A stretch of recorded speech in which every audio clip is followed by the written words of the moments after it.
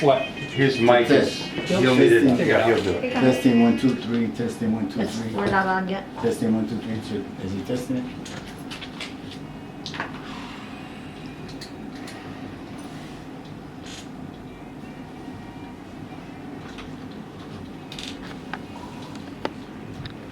Oh, John Coltrane, the lost album, the lost tapes, whatever it's called, but that's Blue World. It just brings back a lot of memories. And speaking of a lot of memories, to see this guy sitting across the table from me named Cha-Cha Jimenez brings back a lot of memories. Back in the 1969 when we were starting Rising Up Angry, there was certainly the Black Panther Party around, and there was another group that had just started up, real active, called the Young Lords Organization, and it was the one, the only Cha-Cha Jimenez. Good morning to you, Cha-Cha. Thank you, Micah. Good morning. I'm glad to be here. We're glad to have you here. Absolutely. And we got Tom here, and we both have been watching you for years, and you and I got to hang out a number of times. We took a little cross-country jaunt one time, shared a lot of information. Life will never be the same for me after spending that much time with you. Give the listeners... They're still looking for you, but give the listeners a little information about the Young Lords, how it started and what you guys did. Well, the Young Lords were a turnaround gang in the Lincoln Park community. As migrants, we came in with our families to the downtown area near the factories and near the hotels downtown and near the steel mills. And we created community there basically in Skid Row, right across from Skid Row, around Holy Name Cathedral. Yeah. Because of the Catholicism that we're part of as a people. We were there for a few years until Mayor Richard J. Daley came into office in '55, and Rubloff, from the Michigan Avenue Business Association, wanted to develop the area and basically displaced us by when they built the Carl Sandburg Village, and Old Town came into existence. So that was basically our community: Old Town, Carl Sandburg Village, Chicago Avenue and Clark, Holy Name Cathedral. And then from there we moved into the Lincoln Park neighborhood. And as youth we had no supervision, latchkey children. Both our parents had to work in factories like Midwest Coil and Transformer and all along Clybourne Avenue. That's now all condominiums and that today. In shopping centers. In shopping centers and that. So we came there and established a community, and slowly more people came from Puerto Rico in larger, about 10,000 a year was the count. And so Lincoln Park began to have wall-to-wall Puerto Ricans from Clark Street to Racine, from North Avenue all the way up to Lakeview, all the way by Beaumont and that. And a lot of people are writing about that and miss that fact. That's a major fact and they lived, there was a good housing, for example, Oz Park, when you talk about displacement in Lincoln Park, that was the first area that was displaced, and again, that was wall-to-wall Puerto Ricans there. The Puerto Rican community, New York has the largest outside the island. New York is first, and then Chicago, and I think then Toledo. Yeah. Well, see, most Puerto Ricans, including my family, had to go through there and then take the Greyhound bus to Boston or Chicago and that. So you got about 96% Puerto Ricans in the diaspora that went through New York, yes. And Chicago's the second largest at that time. Today, I don't know, Orlando's taking a big number of Puerto Ricans through there They now. keep coming. Especially with Hurricane Maria, yes. Yeah. And then later, as the Puerto Rican community got dispersed because of development and urban removal and whatnot, you ended up kind of marching further north, and I first got to know you when you were working in Uptown. Exactly, and so we it's a long story, but I'll try to keep it short. But we occupied a lot of the institutions in Lincoln Park, like in McCormick Seminary. Today it's DePaul University. We occupied Grand Hospital briefly because they didn't want to service the clients that we had from our own clinic, that we had a free clinic. So we did a lot of occupations, and we had a lot of repression because of that, because we were fighting Mayor Daley, the old Mayor Daley. And so we had gang intelligence unit against us. We had the Red Squad. We had the Chicago Police Department, the local mafia. We had the neighborhood associations. So we had all these groups, and the precinct structure, the whole precinct captain structure was doing rumor campaigns against us. So even though we had quit the gang, and we're a broad group that included 33 churches with the Northside Cooperative Ministry, they were calling all of us a gang. Like today, they call all Mexican Americans and Latinos MS-13. You know, so it was the same, Good point. the same concept. You know, they were calling. We were activists, but they were calling all of us, including Rising Up Angry, that were working with the greaser gangs, and that all of us were gangs, including Fred Hampton, Chairman Fred Hampton. Well, Fred Hampton, and it's coming up on the December 4th is when he was assassinated by Chicago police and the FBI and the COINTEL. COINTEL was going after a lot of people, including the young lords. One of the tragic situations that happened during that time, you had the Methodist Church at Kenmore and Armitage had become your headquarters. You had your clinic in there, you had a number of other activities, and Reverend Bruce Johnson and his wife were very supportive of you, and he was killed by somebody.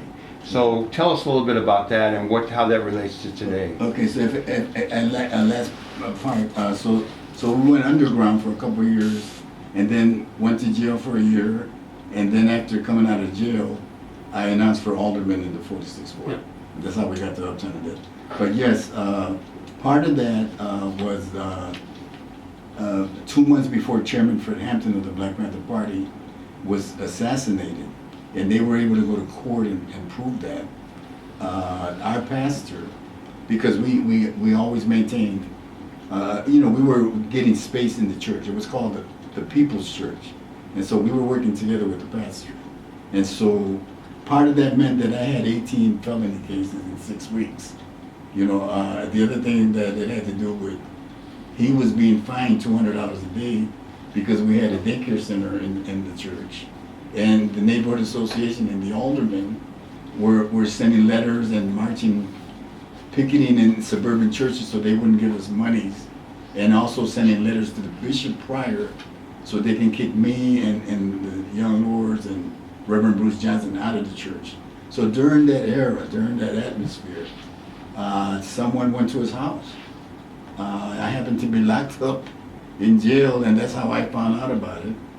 I was in the hole, and the warden took me to his own room or apartment and showed me the news and the media, where they stabbed him 19 times and his wife 14 times, crushing her head. They found the bodies the next day because the children were drenched, and their feet were drenched in blood, and they opened the door to the mailman, and that's how they discovered the bodies in that.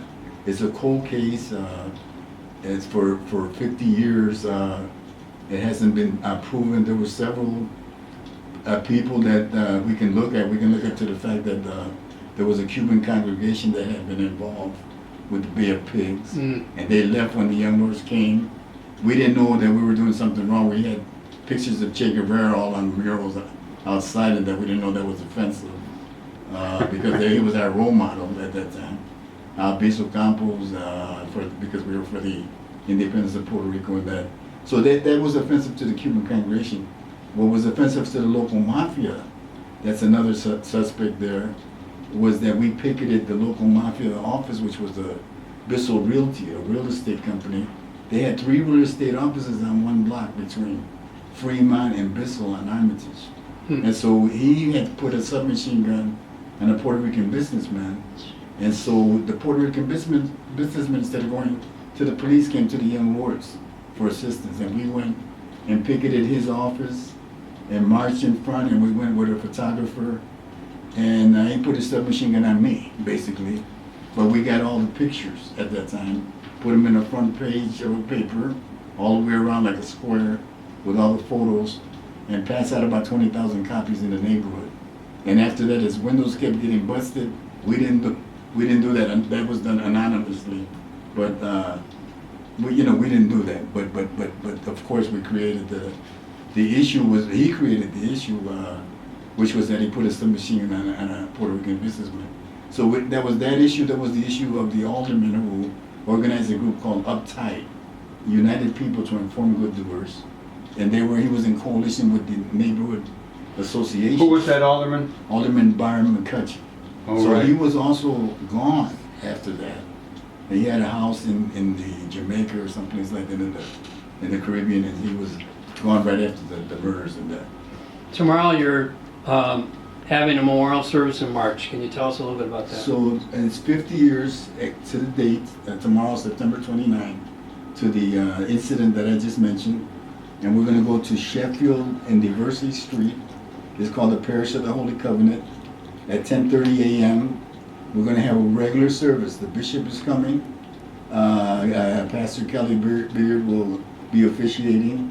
There will be Dr. Jackie Lasso from DePaul University will be speaking. Bomba con Buya will be performing.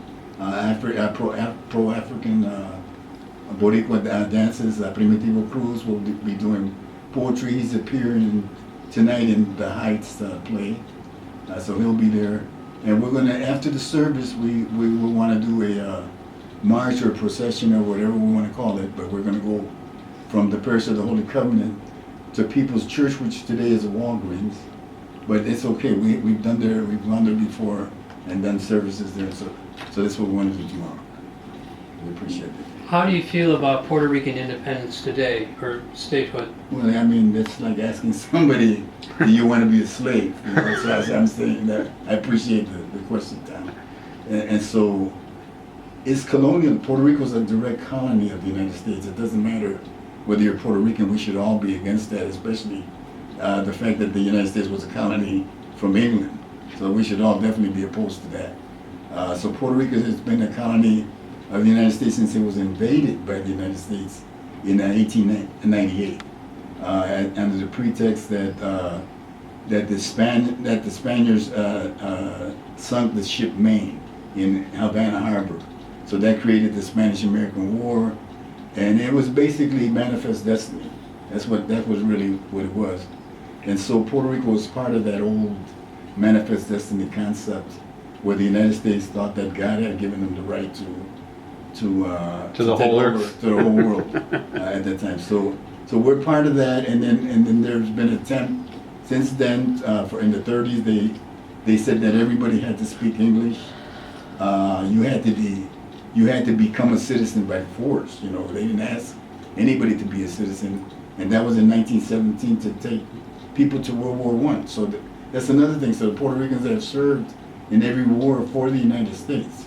And that's another reason Americans should say, you know, release Puerto Rico. Let them be their own nation that they've been 500 years, you know, that the United States has been on, about 300 years, almost 300 years. We've been 500 years a country, you know.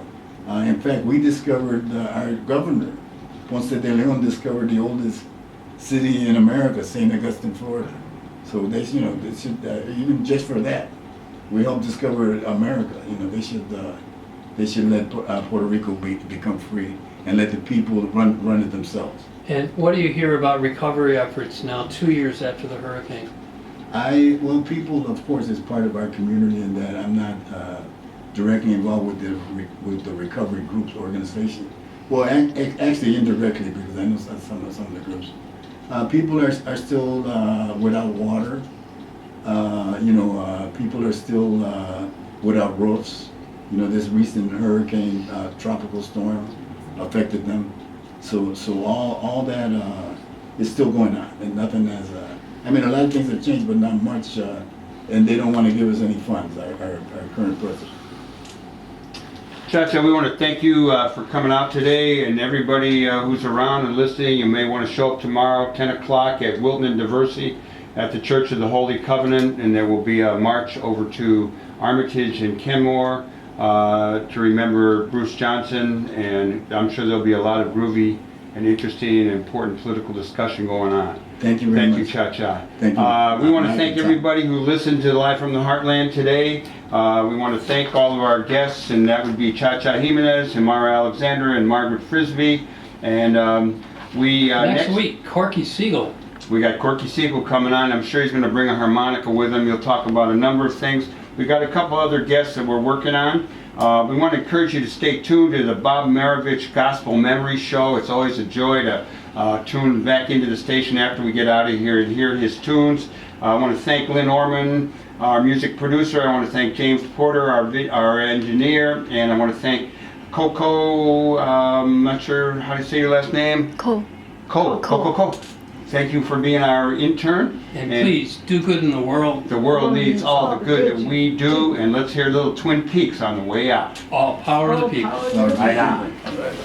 Right on.